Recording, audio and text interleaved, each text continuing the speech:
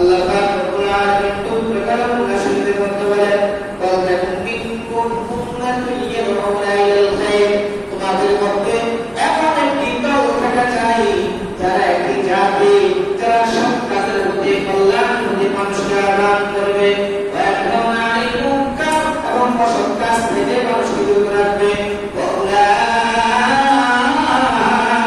হুমুল মুফলিহুন, আর এরকমই হলো সফল এবং লাভকারী, তারাই সফল।